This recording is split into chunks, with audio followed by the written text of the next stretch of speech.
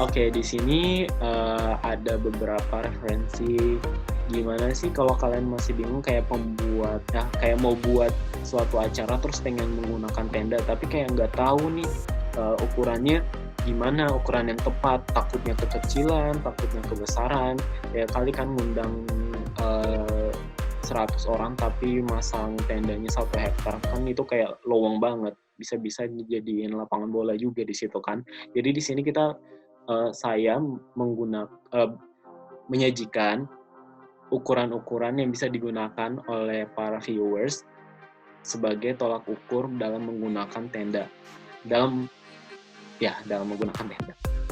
Oke, yang pertama, jika kalian ingin menggunakan, maksudnya ingin mengadakan cocktail party atau stand up reception atau standing party, kalian bisa menghitung tenda tersebut berdasarkan orang yang bakal kalian undang.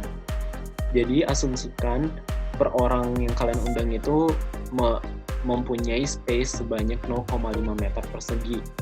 Jadi misalnya kalau kalian mengundang 10 orang berarti kalian cuma membuat tenda dengan seukuran 5 meter persegi. Oke. Jadi ini bisa dijadikan tolak ukurnya. Oke, tapi kalian nggak mungkin juga ngundang orang 10 terus menggunakan tenda kan. Jadi misalnya kayak 100 atau berapa kalian bisa menggunakan perhitungan yang ada di depan ini. Oke, berikutnya ada sit down dinner. Sit down dinner ini kalian bisa mengasumsikan per orang itu memakan banyak space sebanyak 0,9 sampai 1,1 meter persegi. Ini untuk 8 sampai 11 orang per mejanya. Jadi bisa kayak round table. Jadi kayak di round table itu satu round table ada 8 sampai 10 orang. Kalian bisa menggunakan 0,9 sampai 1,1 meter persegi. Oke, next nih, kalau kalian ingin menambahkan meja prasmanan ke dalam acara kalian, dan of course lah meja prasmanannya itu di dalam tenda kalau kalian acaranya itu menggunakan tenda. Jadi karena misalnya ini kalian udah ngitung dengan rumusan yang ada di atas yang cocktail party, dan itu kan masih cuman orang-orangnya doang, belum dengan meja makannya, meja prasmanannya. Jadi kalian bisa mengasumsikan meja prasmanannya itu memakan banyak space sebanyak 9 meter persegi, meja prasmanan yang panjang itu. Oke, next untuk auditorium atau theater sitting style. Ini kalau kalian masih bingung itu kayak bioskop atau teater, atau kalau masih bingung lagi kayak nikahan orang di pinggir jalan itu biasanya kan mereka kayak semua tamu undangan duduk dengan row-nya, dengan baris-barisnya, terus menghadap pengantin yang ada di depan. Ya, jadi seperti itu. Dan ada aisle di tengahnya atau lorong di tengahnya sebagai jalan. Oke, jadi per orang itu kalian bisa asumsikan sebanyak 0,5 meter persegi. Terus untuk aisle-nya atau lorongnya yang berada di tengah itu bisa dipasang kayak 1,2 sampai 1,8 meter untuk lebarnya ya. Lebarnya itu 1,2 sampai 1,8 meter. Oke, next, dance floor. Oke, dance floor ini biasanya ya kayak event Sweet 17 biasanya ada kan yang kayak mereka pakai dance floor. Oke, untuk dance floornya sendiri kalian bisa ngasih ukuran 0,2 sampai 0,3 meter persegi. Loh, kok lebih kecil daripada cocktail party yang di atas gitu. Padahal kan orangnya sama-sama berdiri. Oke, jadi kita asumsikan ini kenapa lebih kecil ya? Karena kita asumsikan 50% dari tamu undangan itu bakal ikut berdansa, karena kan pasti ada orang juga yang mageran atau terlalu kenyang untuk berdansa gitu, kayak too full to dance kan, mereka jadi kayak mager. Jadi kita asumsikan saja kayak kita sampingkan semua orang dengan segala kemageran dan alasan mereka untuk tidak ikut berdansa di dance floor. jadi hanya dipasang 50%. Dan itu masing-masing orangnya 0,2 sampai 0,3 meter persegi. Oke, next ada speaker stage or platform. Jadi yang biasanya ada kayak leveling untuk naruh speaker stage atau platform lainnya, itu biasanya di ukurannya kayak 0,9 meter persegi per person, per orang. Oke.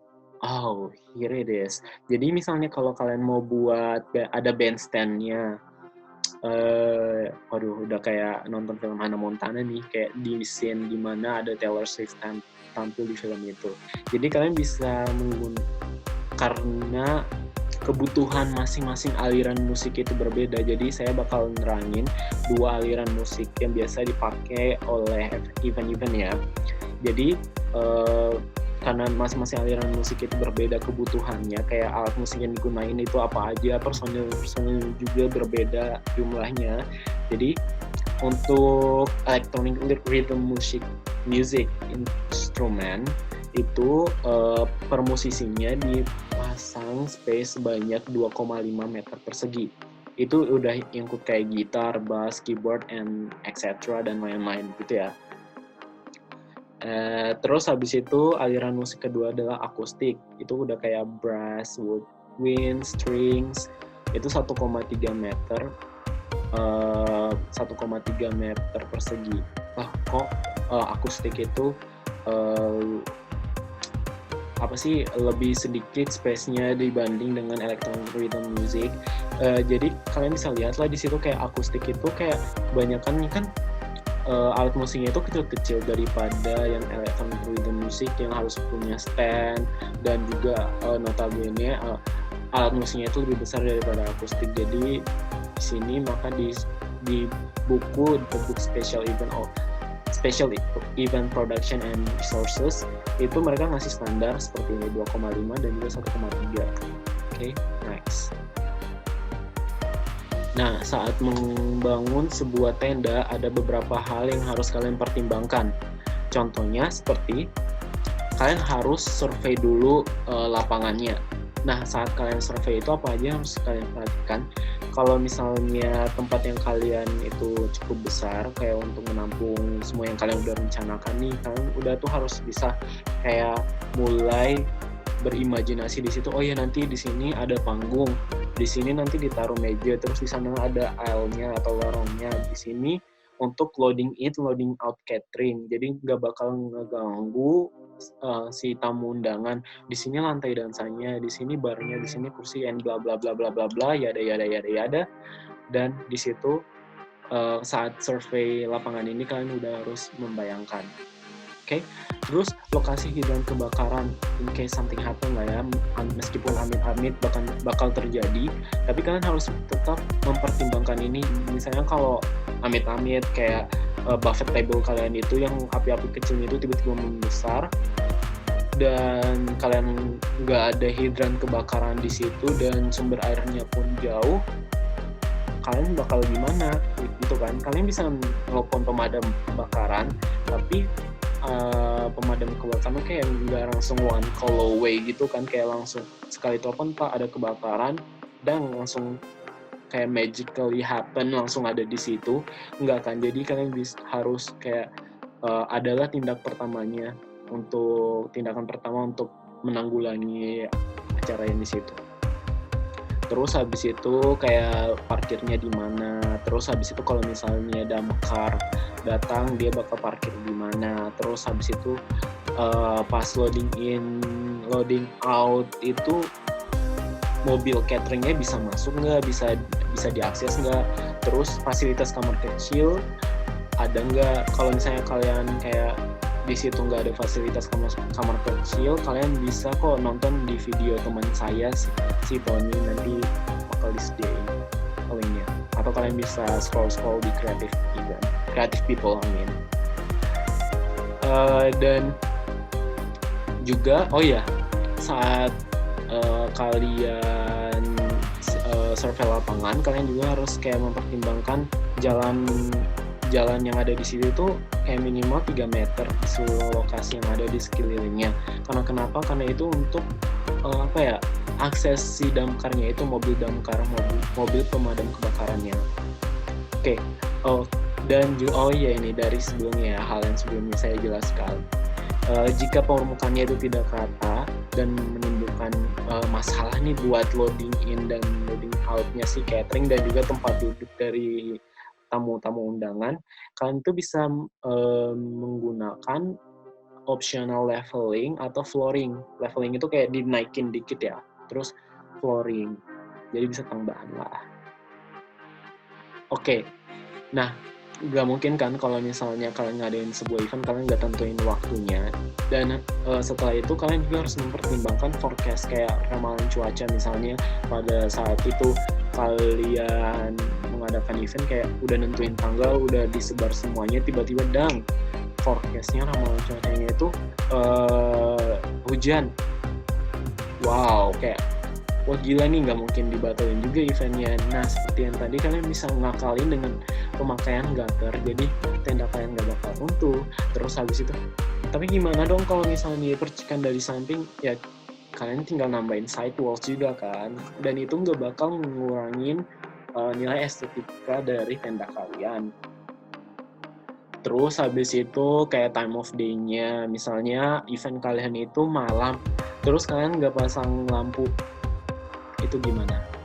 Itu eventnya acara jurit malam atau apa kayak acara uka gitu, jadi nggak mungkin juga kan. Jadi kalian harus menggunakan pencahayaan tambahan, itu makanya kalian harus kayak pikirin kayak apa aja yang harus dipertimbangkan saat membangun tenda, kayak karena nggak mungkin tenda itu punya lapisan fosfor yang bisa glow in the dark, ya kan? Nggak kan?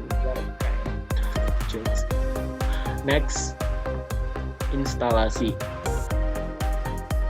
Oke, jadi instalasi ini maksudnya kayak kalian harus minta izin dulu dong sama kayak orang yang in charge di sana, orang yang bertanggung jawab terhadap venue itu. Jadi setelah izin kalian itu udah di approve, udah di ACC, jadi kalian tinggal membangun rencana untuk membangun si tendanya itu. Oke, next, layout dan squaring. Oke, jadi kalian di sini layout dan squaring. Jadi seperti kayak yang di poin nomor 1 tadi, saat kalian sampai di sana kalian udah kayak kebayang dong, oh ya nanti bentuk tendanya itu kayak bentuknya bakal kayak persegi panjang ke sana, atau kalau dibuat letter L gitu, atau mau dibuat diagonal, it's up to you. Jadi kayak kalian tinggal merencanakan tenda yang seestetik dan sebagus mungkin. Kayak mungkin kalian bakal penempatannya juga layoutnya kayak di sini bakal ada meja registrasi, di sana bakal ada booth-boothnya, di sana bakal ada panggung, di sana bakal ada yada gitu kan. Oke, next, staking ini pemasakan ya, kayak ada pasaknya tuh yang di sampai ada tali, terus habis itu kayak ada pasak, bukan pasak kuntilanak yang dipakai ditancakin di kepala itu ya, jadi pasak yang di tanah. Oke, jadi di sini menurut IAI atau The Industrial Fabric Association International, mereka tuh ngeluarin statement kalau biasanya ada 2 kegagalan, maksudnya ada 2 hal yang mempengaruhi kalau bakal terjadinya kegagalan dalam hal memasak. Yang pertama itu adalah di mana gaya gesek antar tanah dan pasak itu tidak cukup kuat untuk menjaga porosnya. Jadi si pasaknya itu bakal tercabut dari tanah kalau misalnya tanahnya itu nggak punya gaya gesek yang cukup kuat untuk menahan si pasaknya itu keluar dari tanah. Jadi harus dilihat juga nih tanahnya cukup mempunyai gaya gesek yang cukup kah gitu. Yang kedua itu disebabkan karena gaya yang disebabkan oleh pasak itu terlalu besar untuk ditahan oleh tanah. Jadi misalnya kayak awalnya udah cukup kuat nih, tiba-tiba kayak ada angin, terpaan angin, dan terus habis itu tendanya terdorong. Jadi kan ada gaya yang cukup kuat, gaya yang cukup kuat untuk menarik si pasaknya itu dari tanah. Itu juga bisa